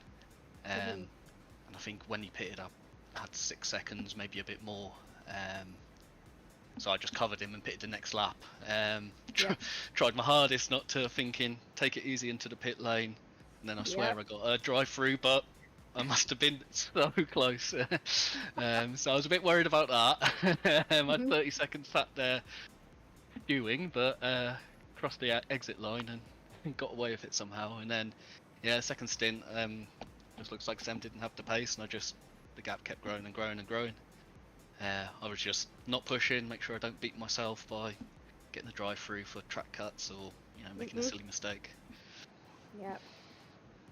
So I know that whenever we've spoken in the past, I know that you prefer your GT4s. So what sort of practice have you been doing, and then the GT3s getting ready for this championship? Yeah, I've been doing quite a bit. Obviously, a lot of the GT3 cars are very different to drive. So in the Endurance Championship, I've been driving in the Ferrari, and then in the Sprint Series, it's been the McLaren, and they're very different cars to drive. So it's sometimes quite difficult jumping between the two. So I've been doing a fair bit of practice in the practice server. I think certainly the McLaren is definitely quick round here, so I think that benefited me today. But you got to take it when your car's quick. Yeah, so we've got Watkins Glen coming up as our next round, with this being one of the newer tracks on the calendar.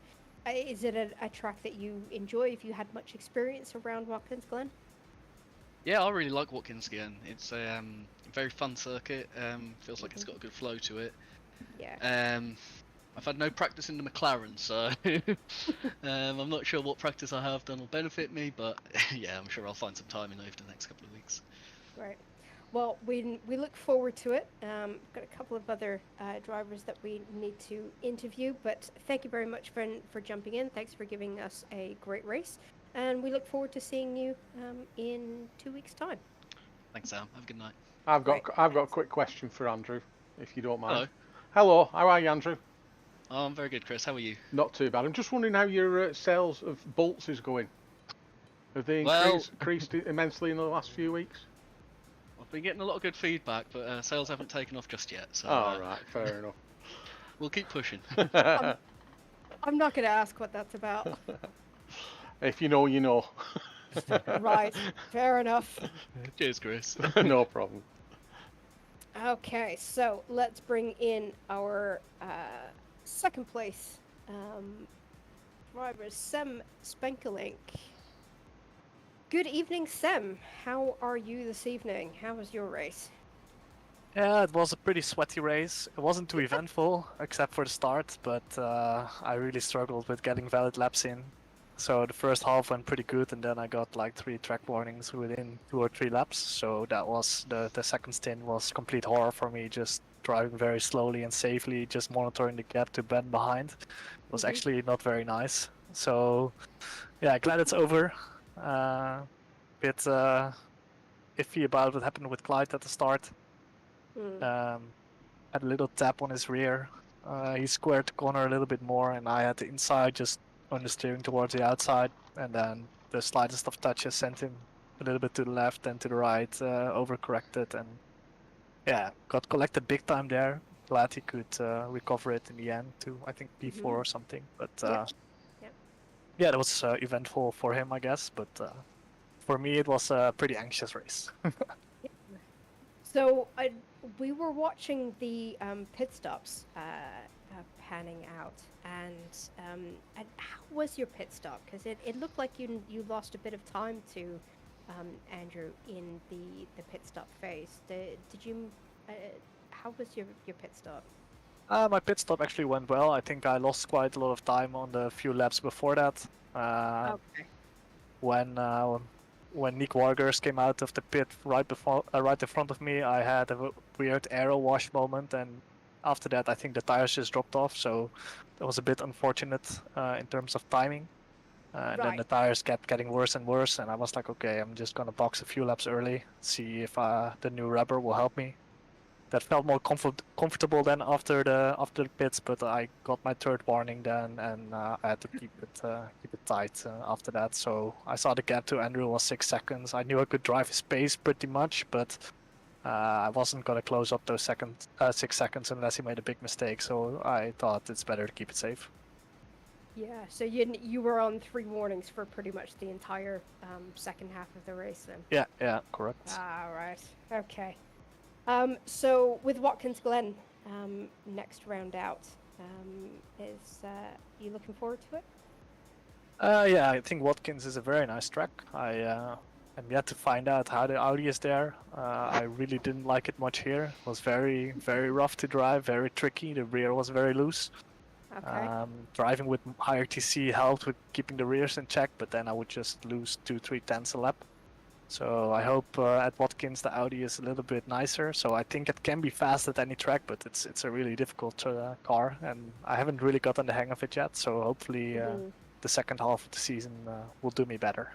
Yeah, it does seem to be a car that can be difficult to set up, but once you get it set up, it does seem to be quite quick. So thank you for giving us some great racing this evening. We look forward to seeing you out at Watkins Glen and seeing how the Audi performs. So yeah, thanks again for the great commentary as always, and the great camps, Chris. Thank you very much. All right, so I'm going to pull in Ben Mullard, our P3 driver for this evening. Good evening, Ben. How are you? I'm good, thank you. Yeah. Good. So, how was the race from your vantage point this evening? So I mean, it wasn't the most exciting race for me because I was pretty much in P3 throughout. The start was just trying to avoid any incidents, and there was a fairly big one on turn 2, which I managed to get out of the way of, and that kind of helped me get probably the podium in the end. Because some of the people that were involved in it, particularly Clay, obviously had really good pace. And then it was just about kind of managing my pace and managing the tyres, because the Porsche struggles with the rears. I think Sem probably had the same issue with the Audi towards the end of the stints, and just trying not to make any big errors really. And how were you on track limits? I didn't get any. You didn't get any? Oh, No. fantastic. Yeah, no, I was quite impressed. I usually collect them, but today for whatever reason, I don't know what it was. To be honest, at one point I thought, like, is the game like bugged or something? Like, 'cause I've usually got 1 or 2 at least by this point. But I got like when it says no time gained at one point, I was like, okay, so it is working, but yeah, I just didn't get any. So yeah. Oh, fantastic. And are you looking forward to Watkins Glen and then the next race? Yes, yeah, I like Watkins Glen. It's a fun track.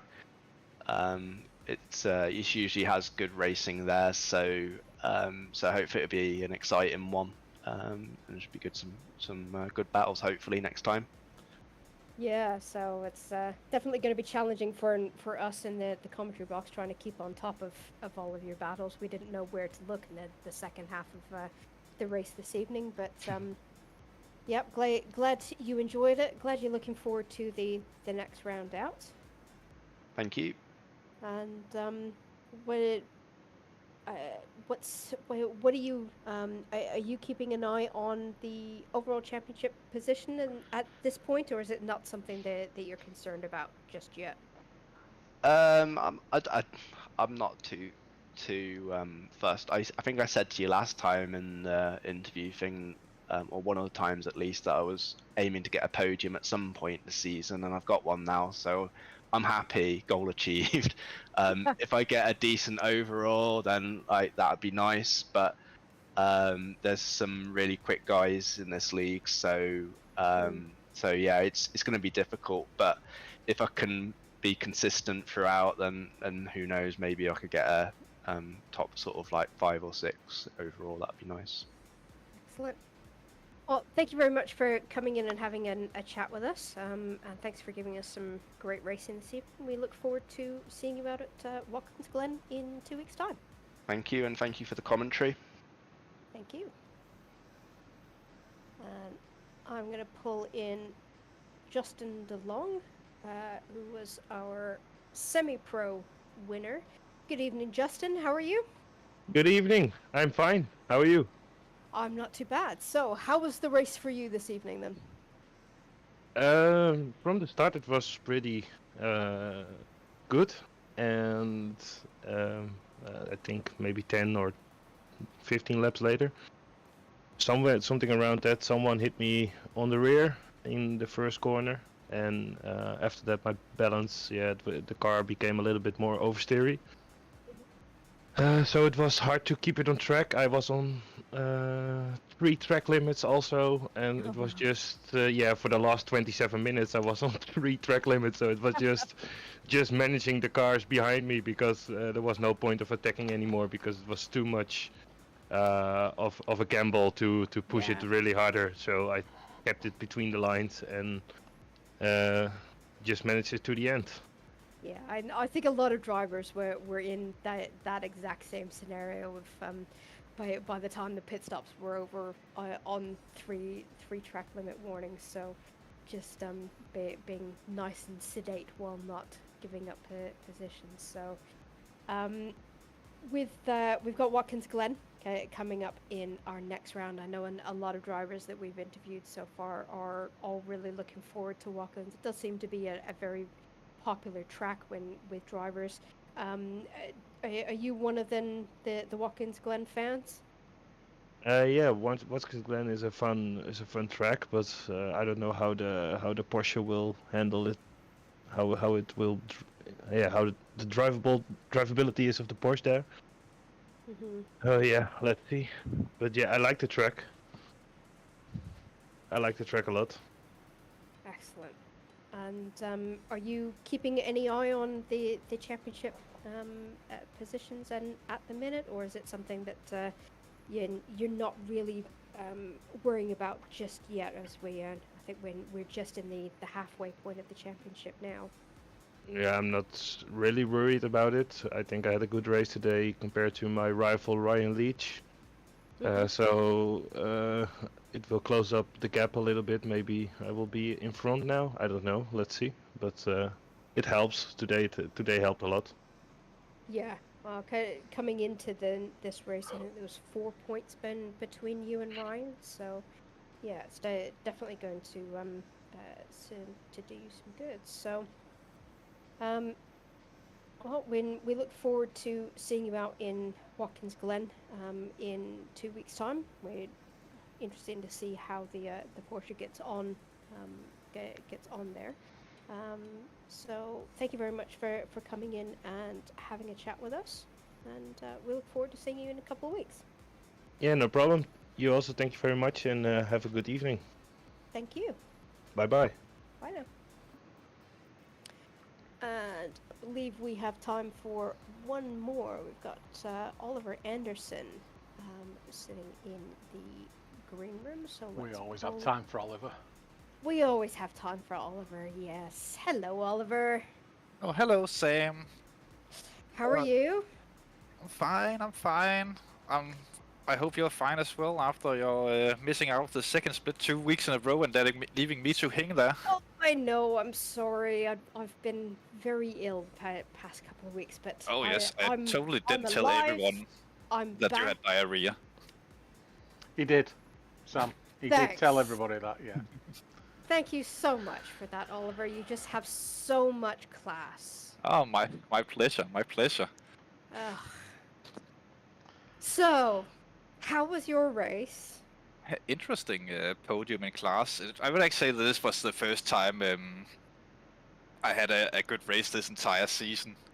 You know, we had the first round was decent, second round did disconnect on lap 1/3 race, 2 spins not so good, and then coming back here and beating out a Bus, which was the whole goal.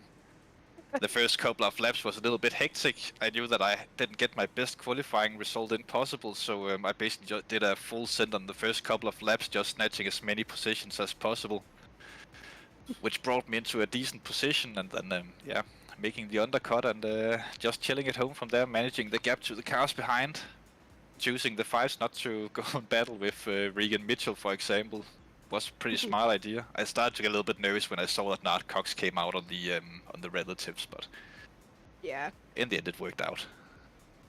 So, how were you with track limits by the end of the race? How many of you collected? Oh, I collected all 3 of them. So you were on 3 limits as well. Yeah, I got the 2 first limits when battling with Mike Arbenosa early in the race, and then I got the 3rd one. It was basically a lapse of concentration with 3 minutes to go in the race when I already had slowed down so much to just maintain the gap and keep control of the distance. So yeah, from there on out it was just a really nice and easy, really slow. Just go around the corners as if it was a Sunday drive. Yep. Yeah, it's what my coach always tells me: Sunday drive, don't try and race. It makes all the difference in the world. So you looking forward to Watkins Glen? Yeah, I like driving the track a lot. I had my first SSRI win at that track, but I haven't had good pace lately on the track for some reason. I don't know if it's the 1.9 update that I've killed all my momentum around there, or just switching to the McLaren and Mercedes haven't been the best of moves for me around that track, but we'll give it a go when we get there. Hopefully some rain can appear and interfere a little bit with it. That could be spicy and maybe help me get further up the field. Yeah, well, we're definitely looking forward to it, and Watkins Glen always is really great close racing there. Well, I thought you were looking forward to all the races, Sam. Well, I am looking forward to all the races, but you know, then there are some tracks that just tend to breed great racing more than others, and Watkins Glen just happens to be one of them, as well as Misano. So we had plenty of battles to watch tonight. Chris and I weren't too sure where to look sometimes. No, but the thing about Misano and Watkins, at Misano it's super difficult to overtake if the guy ahead knows just a little bit of defensive driving, whereas in Watkins Glen there are a few corners where you can actually force the moves a little bit easier. where you leave the guy that you're trying to overtake the opportunity of crashing or letting you go. Where in Misano, you could just drive defensive lines, and it's really difficult to get through. But Yeah. Watkins will also be a strategy race, you know. It will be a 75-minute race, so only fueling in the race, no mandatory tire stops. That could spice things up. Definitely. I do Yeah. believe that Watkins are a track where most cars could easily do the full 75 minutes on the one set of tires. Also, fuel-wise, I don't seem to remember Watkins are the worst for that, but I could be corrected in the chat, maybe. But yeah, No, it could be an interesting one. We'll head into there with different strategies that will come out to play. There were even a little bit of different strategies today with the undercuts that apparently worked out nicely. You were the first to pit, weren't you? I was the first to pit who didn't take a massive damage. Yeah. Yes.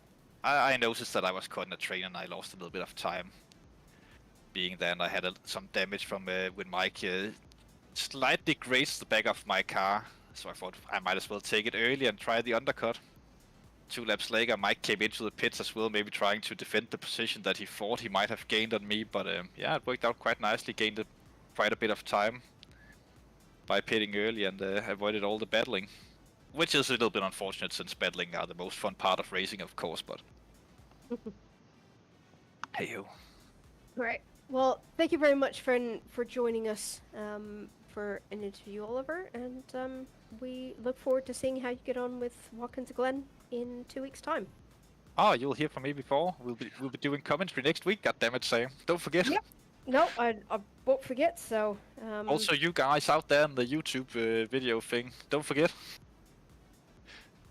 Tune in next week, same time. Yep, when we're just going to get to that. So thank you very much, Oliver, and next week. I shall speak to you next week, and then see you on track in 2 weeks' time. Right.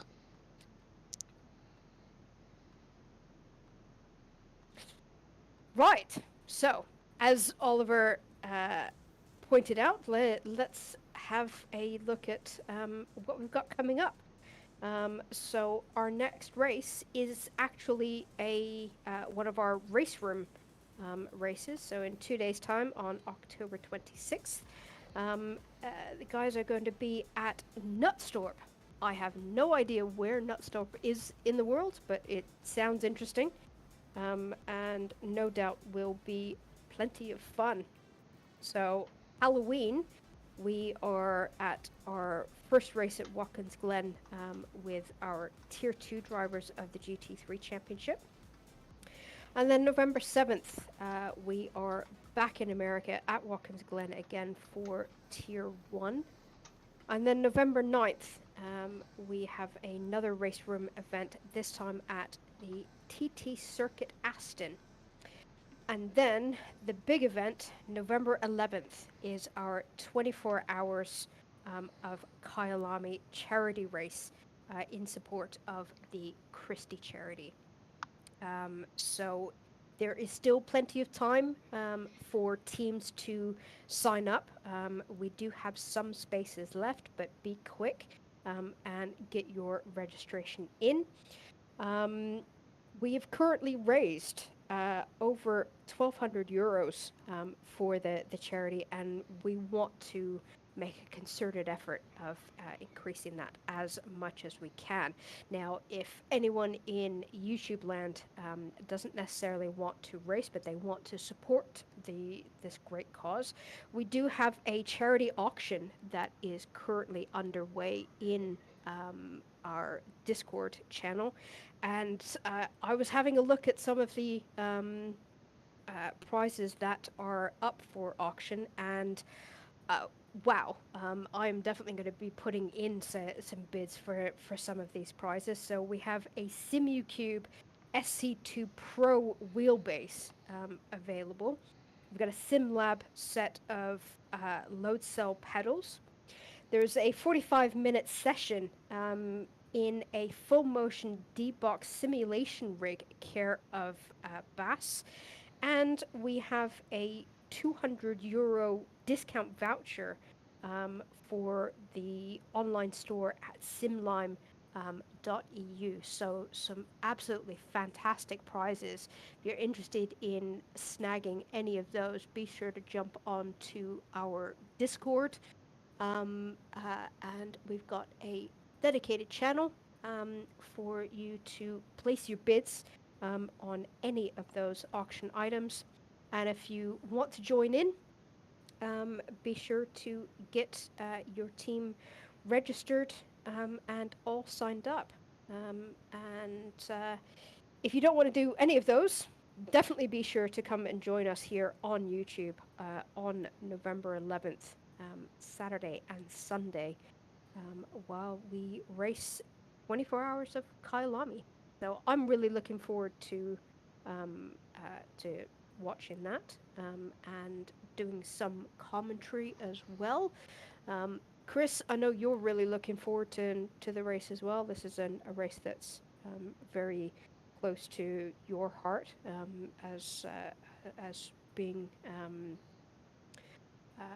a colleague of Gareth, who the race is dedicated to. Yes. Sorry. Yes. I thought I just started blubbing. Yeah, Oh. when we decided to organise this event for in honour of Gareth P. Longdon, who was a work colleague of mine, he was battling a brain tumour himself, having himself also raised over £9,000 worth of charity donations, doing various bike rides that I always gave him sponsorship money for. Unfortunately, last week Gareth lost his battle with cancer, and this is now, it's still going to be in honour of Gareth, and that's the aim, to try and raise as much money as possible for the Christie charity. So yeah, anybody that wants to sign up, please do so as soon as you can. There's a lot of organisation going into this. It may not seem like that, but we do spend a lot of hours organising it. So yeah, any donations are also gratefully received. Sam, there's just, I didn't want to correct you, but you can also log into our website. Follow our website, and the auctions items are on there as well. Right. You can find them in there and see what the current bids are. And the details of the Just Giving page is in one of the blogs for the on the website as well.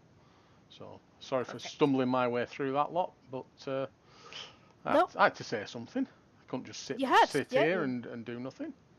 No, and you definitely Like added I've all in night. some additional bits that I missed, so thank you very much for that. But yeah, I think that is it for this evening. So everybody in YouTube, thank you very much for joining us.